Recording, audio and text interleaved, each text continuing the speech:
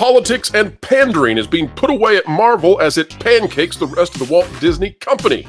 We continue to cover the massive changes happening at the MCU as they happen in the fallout of the Marvel's box office bomb. Today, we are taking a look at where Marvel had intended to go and where instead they are being forced to change and to pivot. Kevin Feige reportedly very unhappy, not because of the failure of the Marvels, but rather because he can't put the stuff in that he intended. Folks, we're here to tell you this one is going to be spicy.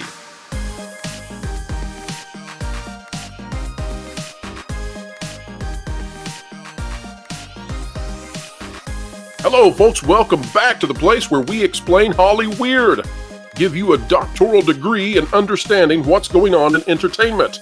You, of course, continue to be the electricity that powers all of this, and we are ever grateful to you for it. And today, folks, we start off with an article out of Bounding into Comics by John Del Arroz. Disney's putting together a new feminist Young Avengers team, proving they learned nothing from the Marvel's box office bomb. We're going to tell you where they had intended to go, then we are going to show you what they are forced to do. As we do this, you are going to find out what was supposed to happen in Captain America: Brave New World. And folks, I'm here to tell you, it pushes the envelope, and an envelope that can no longer be pushed. We're about to read this article. As we do, though, let's set the table because it bears repeating what has happened. We have witnessed something historic. This should be taught in textbooks all across the colleges of North America and beyond in the future, as business students in colleges learn exactly what not to do. The Walt Disney Company, let's take a trip down memory lane for a moment. The Walt Disney Company in 2019 was a company that was a behemoth of success, a juggernaut. No one could take them on. Nobody could touch them. The only faux pas they had made was with the sequel trilogy of Star Wars, and the media, of course, was out there shilling for them, telling you, no, it's a small contingent of online toxic trolls. They're the only ones who hate what's happened there. Otherwise, Disney had basically no missteps. Fast forward only 4 years to 2023, and the company has become a laughingstock of the industry, dropping. Nothing they do can turn out right. They feel like they simply have went to full incompetence. So how does a corporation go so quickly from something that is so successful to something that is wandering through the desert, unable to find a single drop of water of success, despite what the media continues to try to tell you, although they too are beginning to feel a bit rattled? Well, the way that happens, folks, is that you throw out meritocracy. You get rid of the geniuses who guided your way.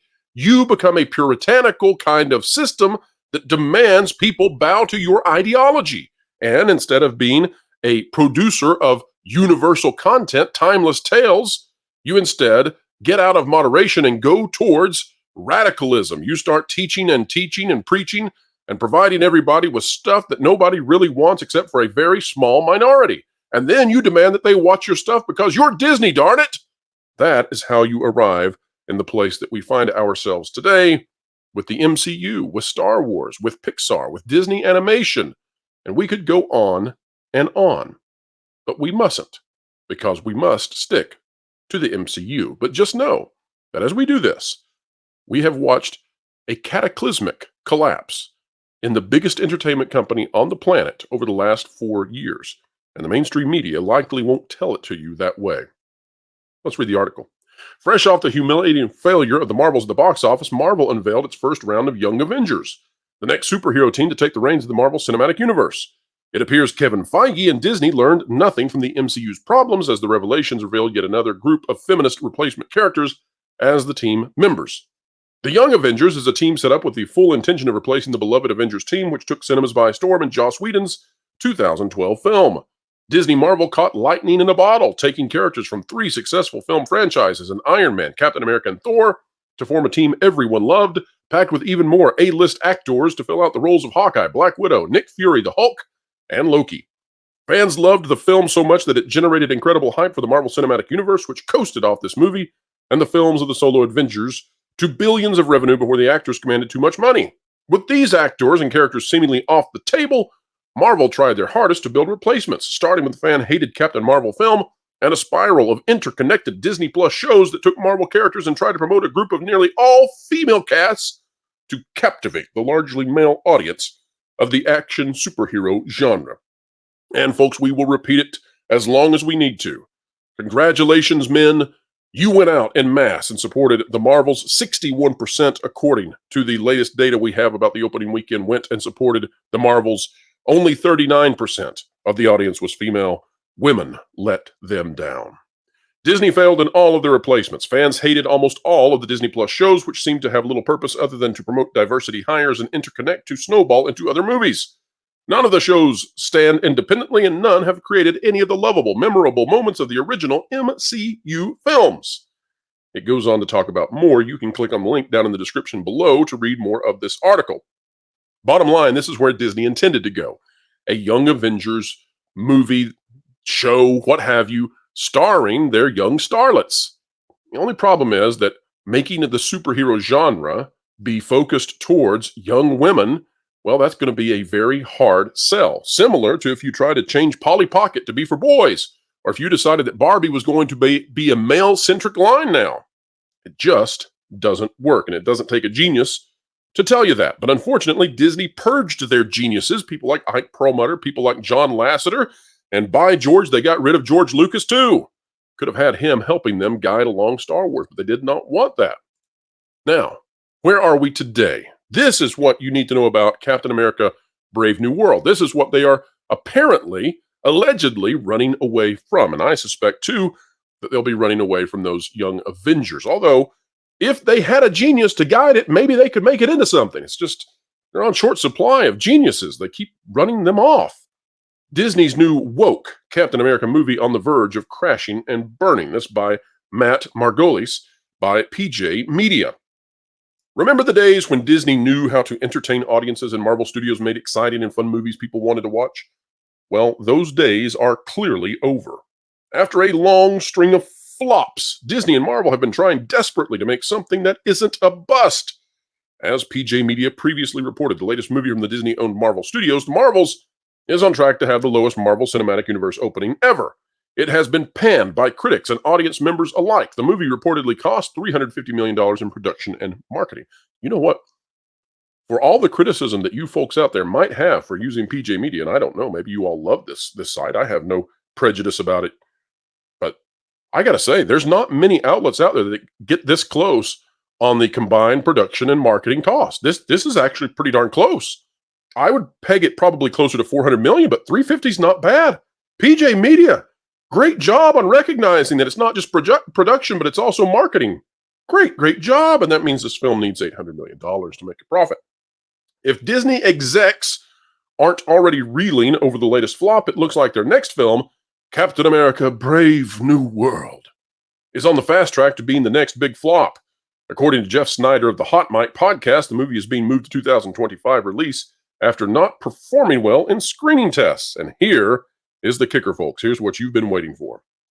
The delay was primarily due to the Hollywood strikes, but a follow-up report claimed that the latest Captain America adventure did not go over particularly well in test screenings. Apparently, 3 key sequences have been cut, and reshoots are planned from January until May or June of next year, Comic Book Movie had reported. Now, for reshoots, you don't need 5 months. That's just the full-on shoot. And this collides with what we are hearing, folks, out of our own sources, and confirms perhaps what they're saying. And that is that this movie is being completely reshot. Can you believe that? Well, get ready, because we're about to tell you why they need to reshoot the entire film. That's a planned 5 months of reshoots. Of course, reshoots are common, but it looks like there were enough problems with the film that major changes to the story have to be made in an attempt to salvage it. And here's where it gets very interesting.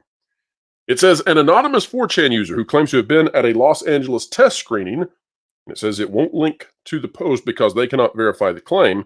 We can't either, folks, but we're here to tell you this matches up with what we've heard. And so we're paying close attention to this. It says that the film is much more political than the Marvel series The Falcon and the Winter Soldier, which was already political. Here's what it says. The claim is that the plot revolved around politics, the president, and an election. And who goes to a Marvel Studios movie for that? The user also claims the president in the film is an Orange Man proxy, and the story devolves into a metaphor about an event that happened some Januaries ago. That is what Marvel appears to be running from now. They are running away from politics and pandering in their content because it doesn't work. Whatever you may think of the individual currently leading a particular party in the primaries, it seems, whatever you may think of events of the past, when you villainize and when you demonize your political opponents, whatever you may think of them, but when you do that and when you integrate that into the entertainment at large, you will wipe out not only those who are conservatively minded, but you'll also wipe out the moderates, because the moderates don't want to be indoctrinated into a very narrow window of Politico that you wish to portray as being the right and the good and the virtuous. Moderates aren't interested in that. So you now are aiming Marvel content to a very small subset of those who not only are liberal or leftist, but those also who want to watch that regurgitated to them in fictional form. That's not many. And that's what we've seen with the Marvels. That's what we've seen with other Disney Plus content. That's what we are seeing as people flee Pixar and Disney Animation Studios. That's what we're witnessing as Star Wars is essentially laying there comatose. Who knows what's going to happen with that? I suspect, folks, that Disney now knows they can't continue with this. But I also suspect that they are ran by people who are vested and invested in doing it nevertheless. Can Marvel save itself? Well, they can. But they need to make the adjustment immediately. And I'm here to tell you that Kevin Feige has lost a tremendous amount of respect around the industry, as it no longer appears that he was the guy who had the goods all along. It appears that those who had the Midas touch may have been people like James Gunn or Ike Perlmutter, perhaps Jon Favreau, and boy, hasn't he been done poorly by both Lucasfilm and Marvel.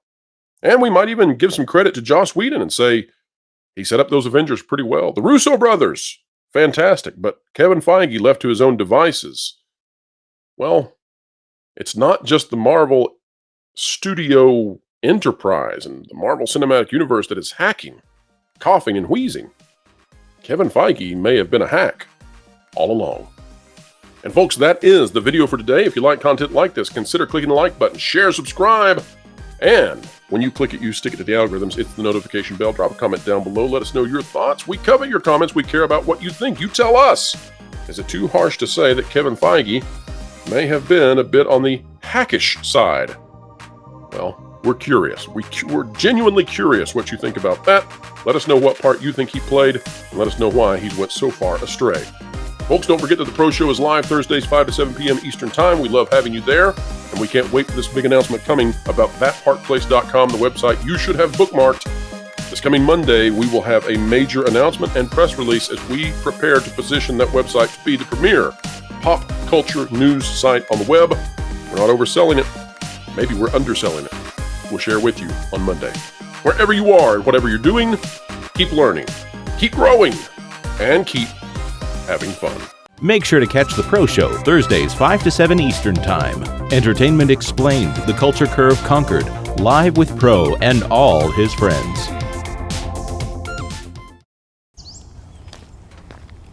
No, hey Florel, what you doing? Thinking about Rome? No, I wasn't. But thanks. Now I lost the game. Dang it. Now I lost the game. Oh, no. Well, now you're a double loser. Hey guys, you know what would help you in your grief? Forgetting those things and filling your mind with articles from thatparkplace.com and using that website as a launching pad to get you lost in thought with all of the team from there. Yeah, that's actually a good idea. Yeah. Oh, well, Flora, would you look down here? I hate you.